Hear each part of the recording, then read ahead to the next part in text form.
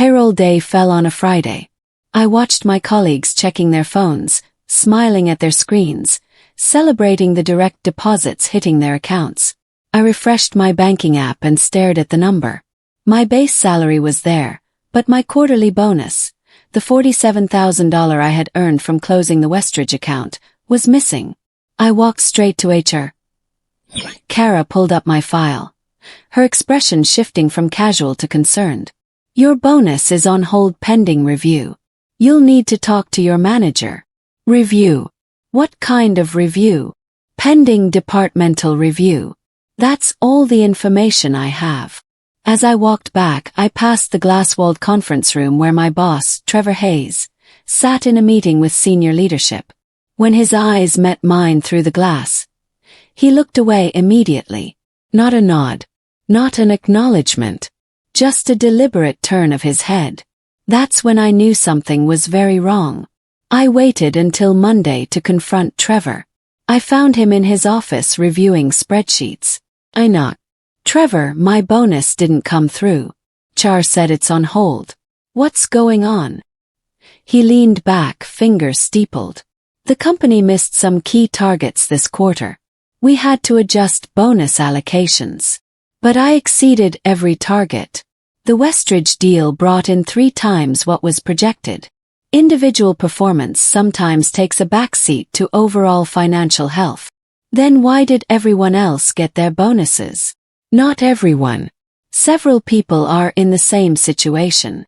Who? That's confidential. I stared at him. He wouldn't meet my eyes. How long will this take? I don't have a timeline. I'll keep you updated. I left knowing I had just been lied to. That afternoon, I pulled up every financial dashboard I had access to. I went through them systematically, looking for any sign the company had missed targets. The numbers told a different story. Our division had exceeded quarterly goals by 18%. Revenue was up. Client retention was high. My Westridge deal was flagged as successful closure everywhere. Status: completed. Revenue: $2.1 million. Bonus eligibility: approved. Nothing indicated failure. The company's quarterly earnings summary praised strong performance and exceeded projections. So why was my bonus on hold? Why would Trevor lie about missing targets? I saved screenshots and backed them up to my personal cloud. Instinct told me to start documenting. 2 nights later I was working late. Around 9 p.m., I heard voices from the executive conference room. The door was partially open. I recognized Trevor and 2 senior executives, Brandon Cole and Vanessa Park. I moved closer, staying out of sight. The Henderson deal was a disaster, Brandon said. We lost $3.2 million. Legal says we might face regulatory issues. Can we bury it in the quarterly consolidation? Vanessa asked. Finance is reallocating some line items, Trevor replied. We'll balance it internally. What about the audit trail? We're handling it. Adjustments to timing and categorization. Vanessa spoke quieter. What about staff bonuses in your division? Already done. I withheld 3 bonuses this quarter. About $180,000. My heart stopped. My bonus. They had taken my money to cover up a failed executive deal. I didn't move. Barely breathed. I sat at my desk long after they left, staring at my screen. The pieces were coming together. The Henderson deal. I had heard about it vaguely, some big partnership. It was supposed to be transformative. But it had failed spectacularly. And they were covering it up. Using my bonus. Check dates. Henderson closed early August. My Westridge deal closed late August. Bonuses calculated end of September. Paid mid-October. The timing aligned perfectly. They needed clean financials. My withheld bonus gave them money to reallocate and make their books look better. I felt anger rising. But I forced myself to stay calm. Anger wouldn't help. Strategy would. I opened a document and started writing everything down. Every date. Every overheard conversation. Every inconsistency. Building a timeline, a map of their deception. I was just getting started.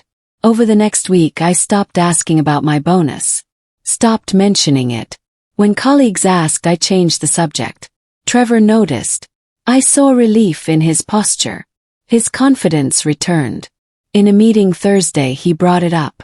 I appreciate how you've handled the bonus situation. These things work themselves out. I understand. Company priorities come first. He smiled, pleased. That's the team player attitude that gets noticed. I smiled back, though my stomach turned. He thought I had given up. That was exactly what I wanted him to think. Because while Trevor relaxed, I was preparing. I had started looking at internal job postings in finance and operations. I needed access to systems I didn't have.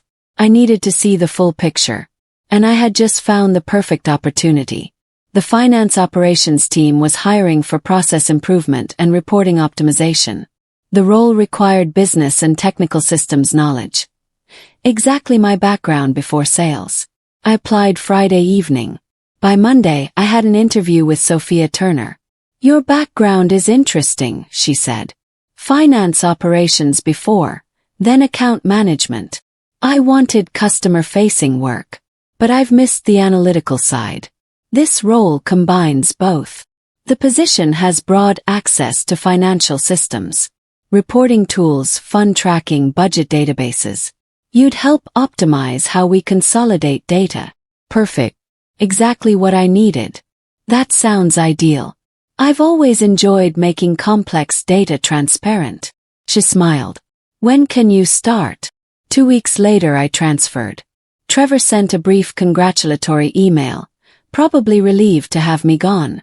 What he didn't realize was that I now had access to every financial system in the company, including the ones showing exactly what they did with my bonus. My first week was onboarding. By week 2, Sophia gave me my first assignment, auditing the quarterly bonus allocation process. I could hardly believe my luck. I started with the most recent quarter, pulling reports on how bonuses were calculated, approved, and distributed. Then I filtered for my name. My bonus had been calculated correctly. $47,000. Approved by Trevor. Forwarded to payroll. But then something strange appeared. A secondary entry, 3 days before payday, reassigned my bonus to a different account. 2847, Loss Adjustment Reserve. I had never heard of that account. I searched for it. Created August 15th, right when Henderson would have closed. It didn't exist in standard templates. It was an off-book account, created to move money without oversight. I documented everything, storing it in my encrypted folder. My hands shook slightly, not from fear, from anticipation. I was getting close. Over the next few days, I traced the loss adjustment account through the system. It wasn't easy. Whoever created it had buried it in layers of technical accounting codes, but I had the access and the skills to follow the trail. The account was linked directly to executive-level reporting, specifically to Brandon Cole's division. All transactions required dual authorization from Brandon and Trevor. And the account's purpose, according to its sparse documentation, was operational variance management. That was corporate speak for hiding problems. I pulled transaction histories. My $47,000 had been deposited into a 2847, along with 2 other amounts, $68,000 and $65,000. I cross-referenced those amounts against other employees' withheld bonuses and found matches. Just as Trevor had said in that overheard conversation, they had withheld 3 bonuses totaling roughly $180,000. But the money didn't stay in 2847. 3 days later, it was transferred out in pieces to various expense categories. Consultant fees, professional services, operational adjustments. The amounts were broken up small enough that they wouldn't trigger automatic review thresholds. The money was being laundered through legitimate-looking expense categories to offset losses elsewhere. And when I traced those elsewhere accounts, they all connected back to one source: the Henderson deal. This wasn't just creative accounting. This was fraud. They were using employee compensation to hide a failed business deal and misrepresenting the company's financial position. And I had the documentation to prove it. I spent a weekend mapping out the full timeline with obsessive detail. I created a spreadsheet that showed every transaction, every account transfer, every approval timestamp. The pattern was damning. The Henderson deal closed on August 12th with a $3.2 million loss. Within 48 hours, the 2847 account was created. Within a week, Trevor had flagged 3 bonuses in his division for review, mine included. 2 weeks later, those bonuses were redirected into 2847. 3 days after that, the money was dispersed to cover Henderson-related expenses. But there was something else I discovered. The timing of when the Henderson loss was reported had been manipulated. The deal closed in August, which was Q3. But the loss wasn't recorded in Q3 financials. It was pushed into Q4 reporting through delayed recognition and creative period adjustments. They were deliberately hiding the loss from Q3 results to make the quarterly earnings look better than they actually were. And they were using withheld employee bonuses as a slush fund to manage the numbers. This wasn't just about my $47,000 anymore. This was about systematic financial manipulation that could affect shareholder value, regulatory compliance, and company credibility. I saved everything to 3 separate locations. Encrypted cloud storage, a USB drive in my home safe, and printed documents in a folder locked in my filing cabinet. I was ready for the next phase. And I knew exactly how to trigger it. On Monday morning, I expanded my audit beyond just my own bonus. Sophia had given me broad access to review the entire bonus allocation process, so I had legitimate reasons to look at everything. What I found made my blood run cold. This wasn't limited to just 3 bonuses. Over the past year, there had been 11 instances of bonuses being withheld across different divisions. Some were eventually paid out after review periods. Others, like mine, had been permanently redirected. I cross-referenced the timing of each withheld bonus against major company events and deal closures. Every single one aligned with a period when the company needed to manage financial appearances, end of quarters, pre-earnings announcements, during acquisition talks. This was a system. A deliberate, organized method of using employee compensation as a financial cushion whenever leadership needed to make numbers look better than reality. I documented every case. Names, amounts, dates, account trails. I built a complete map showing how money flowed from earned bonuses into shadow accounts and then out to cover various corporate needs. The total amount was staggering. Over $800,000 in the past year alone. And none of it was disclosed in any official financial reporting. Shareholders had no idea that employee compensation was being systematically diverted to mask operational problems. I packaged all my findings into a detailed report with supporting documentation. I wasn't ready to use it yet, but I wanted it ready when the time came. My evidence vault was now complete. Things shifted in the office over the following weeks. Trevor's confidence came roaring back. In a department meeting, he actually made a joke about budget discipline and how everyone needed to tighten their belts in uncertain times. I watched him from across the table, his easy smile, his casual authority, completely unaware that I knew everything. Brandon and Vanessa attended the meeting too, nodding along, adding their own comments about fiscal responsibility. The gap between their public messaging and private actions was breathtaking. They stood in front of the team talking about shared sacrifice while they had systematically stolen earned compensation to cover their own failures. After the meeting, Trevor stopped by my new desk. "How's the transition going? Finance treating you well?" "Really well," I replied with a smile. "The analytical work is exactly what I was looking for. Very eye-opening. Good. You made a smart move coming over here. Sometimes a change of perspective is exactly what you need." "Absolutely," I agreed. "I'm seeing things I never would have noticed before." He had no idea how true that statement was. He walked away satisfied, thinking I was safely contained in a new role far from the sales team where I might have caused problems. What he didn't know was that every day I sat at my desk, I was building the case that would end his career. And the beautiful irony was that he had given me the access to do it by not fighting my transfer. I spent another week verifying my documentation, making sure every piece of evidence was airtight and properly sourced. Then I made my move. The company had an anonymous compliance reporting system, a digital platform where employees could submit concerns about ethical violations, financial irregularities, or policy breaches. The system was managed by an external third-party firm to ensure anonymity and prevent retaliation. I logged in through a secure browser and started filling out the submission form. I kept my language clinical and factual, focusing on the data rather than emotions. Systematic diversion of approved employee bonuses to unauthorized accounts. Evidence of off-book accounting to conceal deal losses. Manipulation of quarterly reporting periods. Potential securities violations through misrepresentation of financial performance. I attached selected documentation, enough to trigger an investigation but not enough to reveal how much I actually knew. I included transaction logs, account creation records, and timeline comparisons. Everything was properly redacted to maintain anonymity. Then I hit submit.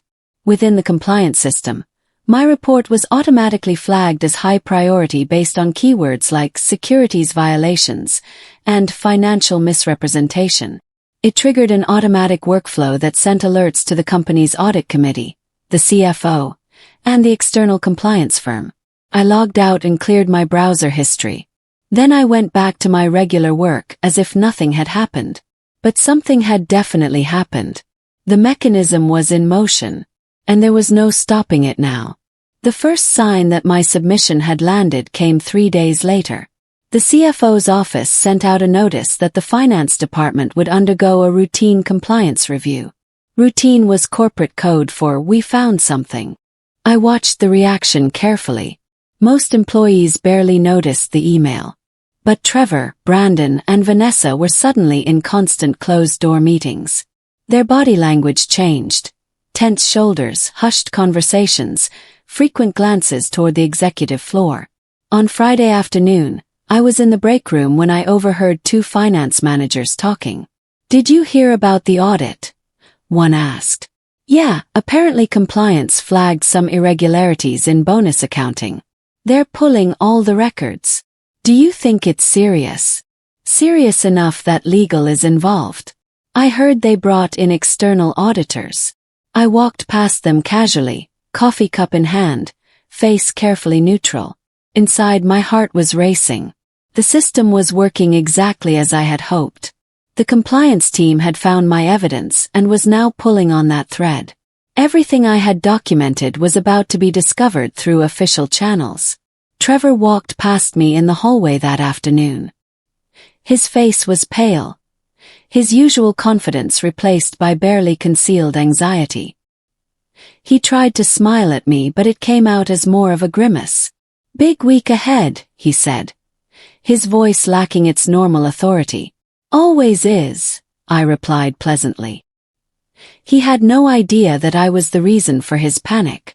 And that was perfect. By the following Tuesday, official audit notices went out. The internal audit team, supported by external compliance specialists, would be conducting interviews and reviewing financial records across multiple departments. The notice specifically mentioned bonus allocation processes and related fund management as areas of focus. My division, Trevor's division, was listed first. I watched the panic spread through leadership like a virus. Emergency meetings were scheduled. Laptops were seen being carried hurriedly between offices. I even saw Brandon in the parking garage at 7 a.m., unusual for someone who typically arrived around 9:30. Sophia called a team meeting to address the audit. "This is standard procedure," she explained, though her tone suggested she knew it was anything but standard. "The audit team will be reviewing our processes to ensure everything is properly documented and compliant. Please cooperate fully with any requests for information." After the meeting, I returned to my desk to find an email from the audit team requesting specific reports I had recently generated about bonus allocations. They were following exactly the trail I had laid out in my anonymous submission. I prepared the requested reports with meticulous care, ensuring every piece of data was accurate and complete. I wasn't hiding anything. I wanted them to find everything. That afternoon, I saw Trevor in the hallway with his lawyer. An actual lawyer. In the office. On a Tuesday. Things were escalating faster than I had anticipated. And I was ready for what came next. The compliance interviews began the following week. I knew they were happening because calendars started filling up with audit interview blocks. Conference rooms were constantly occupied with closed-door sessions, and the tension in the office was thick enough to cut with a knife. I heard through the office grapevine that Trevor was interviewed first. He emerged from a 3-hour session looking rattled. His usually perfect composure cracked. Word spread that he had provided explanations about normal financial adjustments and standard reallocation procedures. But I knew those explanations wouldn't hold up. Not when the audit team compared his stories to the actual system data showing shadow accounts and unauthorized fund transfers. 2 days after Trevor's interview, I received my own invitation to meet with the compliance team. I sat across from 2 auditors, a woman named Helena Price from the external firm and a man named Omar Jackson from our internal audit department. "Thank you for meeting with us," Helena began. "We're reviewing the bonus allocation process from the last fiscal year. You recently transferred from sales to finance operations, correct?" "Yes, about 6 weeks ago." "And you were affected by the bonus withholding that occurred last quarter?" I paused, as if considering how to answer. "Yes. My quarterly bonus was placed on hold. I was told it was due to company performance issues. But you also have access now to the financial systems that process these bonuses. Have you noticed anything unusual in how they were handled?" I met her eyes directly. "Yes, I have." Helena and Omar exchanged glances. "Can you be specific about what you noticed?" I pulled out a folder I had prepared. When I was assigned to audit the bonus allocation process, I found some irregularities. Several bonuses, including mine, were approved through the normal workflow but then redirected to an account that doesn't appear in standard financial reporting. I walked them through the LA 2847 account, the unauthorized transfers, the connection to executive-level approvals. I showed them the timeline of the Henderson deal and how the bonus withholdings aligned perfectly with the need to cover those losses. Omar was typing furiously on his laptop. Helena was making notes on a legal pad, her expression growing more serious with each detail I provided. "Did you report these findings to anyone?" Helena asked. "I submitted them through the anonymous compliance system about 2 weeks ago," I admitted. "I wasn't sure who to trust internally, and I wanted to make sure the information got to the right people." "You were the anonymous submission," Omar said, not really a question. "Yes." Helena leaned back in her chair. "This aligns with what we've been finding in our audit. The documentation you've provided is extremely detailed. How did you gain access to all of these records?" "It's part of my current role. I have legitimate access to these systems for process improvement analysis. Once I saw the irregularities with my own bonus, I started looking at the broader pattern." "Did anyone instruct you to look into this?" "No. I did it on my own initiative once I realized something was wrong." They asked more questions for another hour, documenting everything I said, collecting copies of my evidence. By the time I left the conference room, I felt lighter, as if I had set down a burden I had been carrying for months. That weekend, the company's financial systems underwent what was described as a routine synchronization and audit reconciliation. I knew what that really meant. The compliance team was forcing a comprehensive data refresh to ensure nothing was hidden or deleted. On Monday morning, I logged into my workstation and immediately noticed something different. Several financial dashboards that had previously shown smoothed, consolidated numbers were now displaying raw transaction data. The automatic reconciliation process had surfaced discrepancies that had been buried in summary reports. The Henderson deal loss was now visible in Q3 reports, right where it belonged chronologically. The shadow account 2847 appeared in system-wide searches instead of being hidden in technical code classifications. Fund transfers that had been categorized as operational adjustments were now flagged as requiring additional documentation. The truth was becoming visible company-wide. Anyone with access to financial reporting could now see the irregularities, the timeline manipulations, the unauthorized accounts. I watched my email inbox fill with messages from various departments asking about discrepancies in their reports. The reconciliation had created visible problems that couldn't be explained away as simple errors. Sophia stopped by my desk mid-morning. "Did you see what happened with the systems over the weekend? Something's off with the consolidation reports." "I noticed," I replied carefully. "Looks like the audit process forced a deeper data sink than usual. A lot of underlying transactions are now showing up in the summary views." She frowned at her tablet. "Some of these numbers don't match what was reported to shareholders last quarter." "No," I agreed quietly. "They don't." By Tuesday, the executive floor was in full crisis mode. I could see it in the rushed movements, the grim faces, the constant stream of people going in and out of the CFO's office. Trevor was called into another compliance interview. This time when he emerged, his face was ashen. His carefully constructed explanations about standard procedures had apparently collapsed when confronted with the synchronized data showing exactly what had been done. Brandon and Vanessa were interviewed the same day. I watched them arrive separately, each accompanied by their own lawyers. The next morning there was an emergency all-hands meeting. The CFO, Philip Hernandez, stood at the front of the largest conference room addressing the gathered staff. "As you may be aware, we've been conducting a comprehensive compliance review of our financial processes," he began, his voice grave.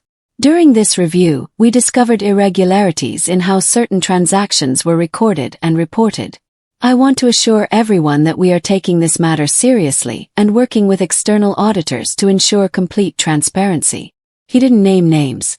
He didn't provide details. But everyone knew what it meant. After the meeting, I overheard conversations in the hallways and break rooms. People were putting pieces together, remembering other irregularities, questioning decisions that had seemed odd at the time. That afternoon, Trevor sent an email to the entire department blaming the compliance issues on system errors and process misunderstandings.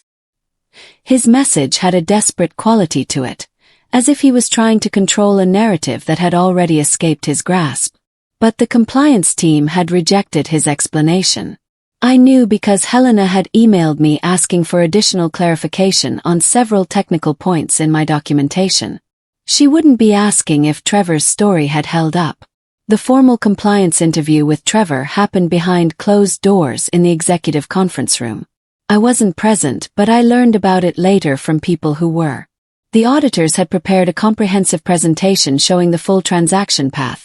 Approved bonuses being redirected to 2847, funds being dispersed to cover Henderson deal losses, quarterly reports being manipulated to hide the timeline. They had Trevor's own approval signatures on the transfer authorizations. They had email timestamps showing he knew about the shadow account. They had the overheard conversation I had documented about balancing it internally. When confronted with the evidence, Trevor had apparently tried several different explanations. First, that he was following instructions from Brandon. Then, that he believed the reallocations were legitimate financial management. Finally, that he hadn't understood the full implications of what he was approving. None of it mattered. The documentation was clear. The pattern was undeniable. And his explanations contradicted each other enough to destroy any credibility. Helena had one particularly devastating piece of evidence. The original bonus approval documents showing that Trevor had personally signed off on my $47,000 bonus as earned and payable, only to redirect it 3 days later without any legitimate business justification. The compliance team's conclusion was unambiguous. Deliberate financial manipulation using employee compensation to conceal executive-level deal failures and misrepresent company performance to shareholders. Criminal fraud wasn't just a possibility anymore. It was the likely outcome. The audit report was completed and presented to the board of directors on a Thursday. I wasn't privy to the board meeting, But the fallout was immediate and dramatic.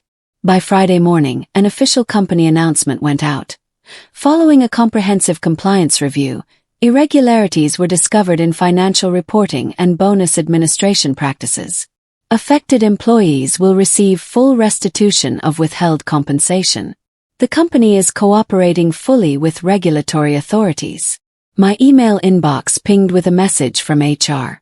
My $47,000 bonus would be paid in full, plus interest for the delay, in the next payroll cycle. An apology letter from the CEO was attached. But that wasn't the biggest news. That afternoon, 3 more announcements came through in rapid succession. Trevor Hayes had been terminated for cause, effective immediately. Brandon Cole had been placed on administrative leave pending investigation. Vanessa Park had resigned. I read the emails twice, processing what they meant. The system I had triggered, the evidence I had collected, the anonymous submission I had made. It had all led to this moment. Justice wasn't abstract anymore. It was real, documented, and irreversible. The board's emergency review uncovered even more than I had documented. The compliance investigation expanded beyond just the bonus withholdings and found a pattern of financial manipulation stretching back 18 months. The Henderson deal wasn't an isolated incident. It was one of several failed executive initiatives that had been hidden through creative accounting, delayed recognition, and unauthorized fund transfers. The total amount involved was over $4.5 million, far beyond the bonuses that had first caught my attention. Regulatory authorities, the SEC and federal investigators, were now involved. What had started as an internal compliance issue had escalated into a criminal investigation of securities fraud. The company had misrepresented its financial performance to shareholders through deliberate manipulation of earnings reports. I learned from Sophia that investigators had found a comprehensive network of shadow accounts and off-book transactions that Trevor, Brandon, and Vanessa had orchestrated together. My withheld bonus had just been one small piece of a much larger system of deception. The media picked up the story. Business journals ran headlines about executive misconduct and compliance failures. Our stock price dropped 15% as investors reacted to the revelations. And through it all, I continued my work in finance operations, now with a different perspective. I had seen how easily numbers could be manipulated when people in power prioritized appearance over truth. The company would recover. Systems would be strengthened. New leadership would restore trust. But 11 employees who had their bonuses stolen now had justice. And that mattered more than anything. 2 weeks after the terminations, the full scope of the Henderson deal emerged during the regulatory investigation. It wasn't just a failed partnership. It had violated multiple industry regulations in how it was structured and executed. Brandon had pushed the deal through despite warnings from the legal team. When it collapsed, he had orchestrated the cover-up, pulling Trevor and Vanessa into the scheme. They had used employee bonuses as a readily available source of funds to offset the losses without proper authorization or disclosure. But the compliance team discovered something even worse. Some of the withheld bonuses had been used not just to cover deal losses, but to inflate Brandon's own performance-based compensation. He had literally stolen from employees to pay himself bonuses based on fake performance numbers. The criminal investigation expanded to include fraud, embezzlement, and conspiracy charges. Federal prosecutors were building a case that could result in prison time. I was interviewed by the FBI as part of their investigation. I provided my complete documentation, walking them through how I had discovered the scheme and traced the money flows. The lead investigator, Special Agent Torres, seemed impressed. "You essentially built the entire case for us," she said, reviewing my evidence files. "This level of documentation is remarkable." "I'm a financial analyst," I replied. "Documentation is what I do." Most people would have just complained about their missing bonus and moved on. "You went deeper." "Someone had to." She nodded. "Well, your evidence is going to be critical to securing convictions. You did the right thing."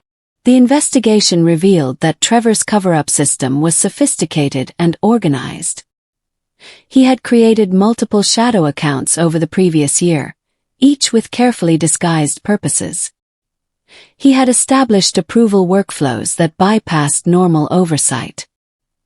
He had trained certain finance staff to process transactions without asking questions. It wasn't an impulsive decision to cover one failed deal. It was a deliberate infrastructure built to manipulate financial reporting whenever leadership needed to make numbers look better than reality. The investigators mapped the entire network. 18 shadow accounts, 47 unauthorized fund transfers, 32 instances of misrepresented revenue timing, and 11 employees whose bonuses had been diverted. My case was just the one that finally exposed the system. But once investigators started pulling on that thread, the entire scheme unraveled. Trevor was charged with multiple counts of fraud and conspiracy. His trial date was set for the following year. Brandon faced similar charges, with additional counts related to securities violations. Vanessa cooperated with prosecutors and received a plea deal in exchange for testimony. The company settled with affected employees, paying not just the withheld bonuses but additional compensation for the harm caused. My settlement was substantial enough that I could have left and started over somewhere else. But I decided to stay. The company needed people who understood what had gone wrong and how to prevent it from happening again. 6 months after my bonus disappeared, I sat in the same conference room where the original compliance interviews had taken place. But this time I was presenting to the board of directors. The company had asked me to lead a new initiative, designing transparent financial reporting systems that would make it impossible for this kind of manipulation to happen again. It was a director-level position, reporting directly to the CFO, with full authority to implement changes across all departments. Philip Hernandez introduced me to the board. The fraud that occurred on our watch was a failure of systems, oversight, and culture. We've brought in Kira to help us rebuild all three. Her analytical work uncovered the scheme, and her integrity in reporting it saved the company from far worse consequences. I presented my comprehensive plan for financial transparency. Automated audit trails, mandatory dual authorization for all fund transfers, real-time reporting that couldn't be manipulated, and anonymous channels for employees to report irregularities without fear. When I finished, the board chair asked, "What gave you the courage to pursue this when you could have just accepted the explanation and moved on?" I thought about it for a moment. I knew my bonus was earned. I knew the numbers didn't match the story I was being told. And I knew that if they could do it to me, they could do it to others. Someone had to hold the system accountable. They approved my entire proposal. Trevor's trial began 3 months later. He was convicted on all counts and sentenced to 8 years in federal prison. Brandon received 10 years. The company implemented my new financial controls and rebuilt its reputation through genuine transparency. And my bonus? It was paid in full, with interest and damages. But that money was never really the point. The point was truth. The point was accountability. The point was proving that systems can be changed when someone refuses to accept injustice as normal. He took my bonus to hide his failure. The compliance interview exposed his crimes. And the system took his freedom to restore integrity. That was justice,